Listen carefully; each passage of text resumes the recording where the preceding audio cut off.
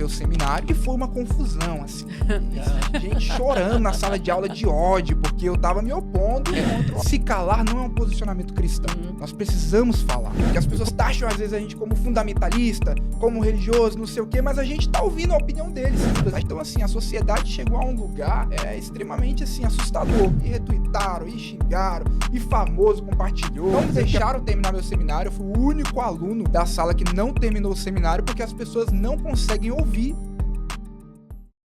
Eu percebi nos seus vídeos, que a gente deu uma pesquisada lá nas suas redes sociais, que você é uma pessoa que não se cala diante das circunstâncias. Você o que tem para falar ali que você acha errado, e você chega e fala mesmo. Na faculdade, por exemplo, você, vou colocar assim, você é uma voz que clama ali, que tem um eco no deserto ali, quer dizer, você está falando, às vezes você está escutando o retorno da sua voz e às vezes não está vendo o resultado.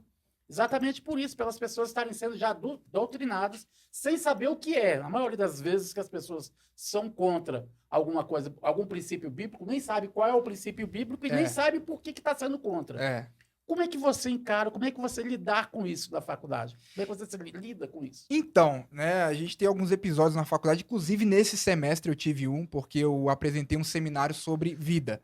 Então eu falei sobre aborto, né, obviamente contra o aborto.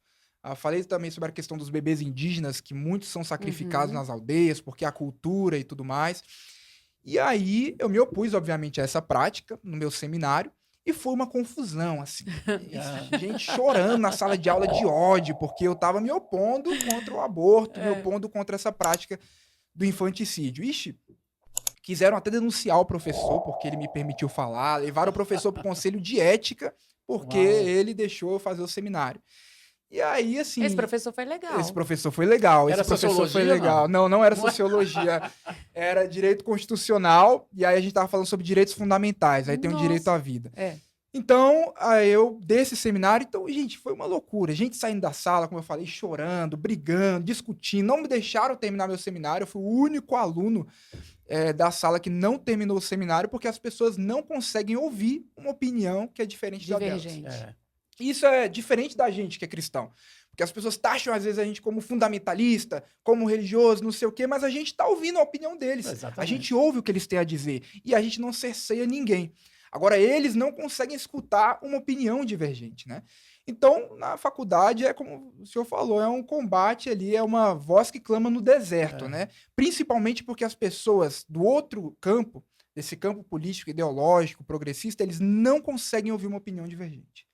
Para eles, se você tem uma opinião divergente, você já está fora da democracia, você já é alguém que é fundamentalista, você é fascista, você não tem que ser ouvido.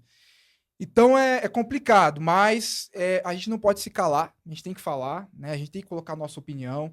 Eu digo isso para a galera, gente, mais importa, né, aquilo que Pedro falou, ser aprovado por Deus. Mais importa é a opinião de Deus. Nós precisamos dar voz àqueles que não têm voz. Porque hoje o que a gente vê na sociedade... Parece que é uma loucura sem fim, né? As pessoas estão saindo na rua para apoiar terrorismo, elas apoiam os bebês sendo mortos no ventre, elas apoiam que crianças sejam enterradas vivas. Então, assim, a sociedade chegou a um lugar extremamente, assim, assustador. E tem que ter as vozes da verdade no meio dessa sociedade. A voz que representa o evangelho, porque o evangelho, Jesus é a verdade. E a verdade, ela se manifesta... Quando você fala a verdade, você de fato está sendo ali um cristão. Quando você fala a verdade, você de fato está representando o evangelho. Porque o evangelho traz luz a todos os assuntos da sociedade. Então, o evangelho não está reduzido a uma crença religiosa. O evangelho, ele traz luz a tudo. A tudo. Então, eu acho que realmente se calar não é um posicionamento cristão. Nós precisamos falar. Porque quando nós falamos, nós estamos de fato representando o evangelho. E é claro que tem várias formas de você falar a verdade, né? Então, você não precisa falar a verdade de uma maneira agressiva, ou seja lá o que for, mas tem que ser dito. A verdade tem que ser falada, né? Eu gosto de uma frase de Lutero que ele diz, a paz se possível, mas a verdade a qualquer preço. Né? Então, assim, eu gostaria de ter paz com todo mundo da minha turma? Amaria, seria maravilhoso. Seria incrível que eles pudessem visitar a minha igreja, seria... muito legal. Ou pelo menos me ouvir. Ou pelo menos me ouvir. Seria muito legal. Mas, infelizmente, eles não estão dispostos a ter paz porque não suportam ouvir a verdade. E se não suportam ouvir a verdade, eu fico com a verdade. E como é lidar com hater? Então, quando o primeiro cancelamento, isso é interessante. Porque o primeiro cancelamento a gente nunca esquece. Isso é bom. O primeiro cancelamento a gente nunca esquece. Então, assim, eu tava no Doeu? Twitter. Pô, doeu. Na primeira vez, doeu. Gente, não é fácil. No primeiro cancelamento, eu lembro que eu postei uma frase no Twitter, aí começaram a retweetar, e você é um fundamentalista, você não sei o que e tal, isso e aquilo. E aí, quando eu fui ver, tipo, tinha milhares de notificações, e eu nem era, tipo assim, nem fazia muito conteúdo pro Instagram. E aí, quando eu olhei o Twitter, várias notificações, pessoas me xingando, galera que era da minha turma lá atrás entrou, assim, na turma de escola, a galera se uniu, fez um grupo pra me denegrir lá no Twitter, falar que, né, várias coisas lá sobre mim, só porque eu disse que não tinha como ser feminista e cristão ao mesmo tempo. Nossa. Essa foi a frase, eu coloquei, ó, não tem como ser feminista e cristão ao mesmo tempo. E retweetaram, e xingaram, e famoso compartilhou, dizendo que era um absurdo. E aí eu gelei na primeira, né? Eu falei, cara, pelo amor de Deus. Ficou famoso por causa de uma frase. Exatamente, que falou por causa de uma frase. Eu falei, cara, não, será que é isso que Deus tem pra mim? Não sei Mas o deu um quê. monte de seguidor. Ai, deu um monte de seguidor, mas também deu muito hate. Dessa vez Imagina. deu mais hate do que seguidor. Caramba. Aí eu falei assim, cara, isso aqui é estranho e tal. Eu fiquei mal no dia. Aham. Mas depois fui acostumando, entendeu? A gente foi postando, foi fazendo.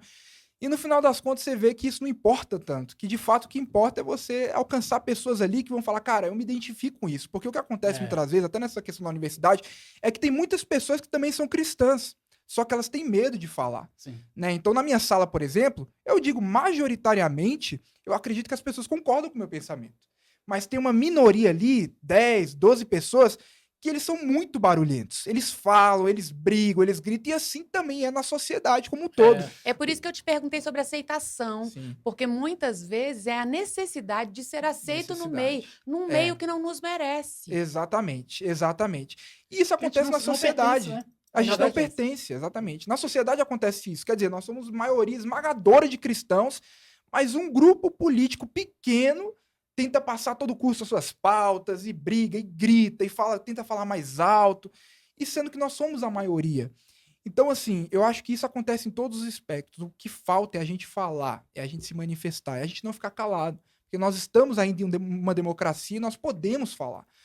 Então, eu acho isso. Eu acho que a grande maioria das pessoas até concordam com o que a gente defende, mas pela aceitação, né, por ter medo de ser taxado de alguns nomes, eles ficam calados. Não quer se envolver, melhor Exatamente. vamos mudar de assunto, vamos falar de futebol, que é um assunto polêmico, mas que não causa tanta, né? Tanta intriga. Eu ouvi uma frase uma vez que nós que seguimos a palavra de Deus, é como se a gente tivesse, a gente está andando na contramão, Sim. e quem não está seguindo está andando No rumo. no rumo do mundo. Sim. oposto. Só que as placas de sinalização elas estão viradas para a gente. O caminho é esse. É. O caminho é esse. E as pessoas que estão aparentemente vistas, a gente vendo, eles estão na contramão. Eles olham para a gente e acham que a gente está na contramão. Sim. Só que a gente enxerga a sinalização, que é a É. palavra de Deus. Eu sou o É. caminho, a verdade e a vida. Sim. Ninguém chega ao Pai a não ser por mim.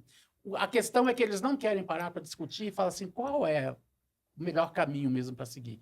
Então, às vezes, as pessoas estão na toca de caixa, ouvindo uma coisa e acreditando cegamente sem saber que aquilo é a verdade. Né? É verdade. É o que você está falando. E tem outros em cima do muro.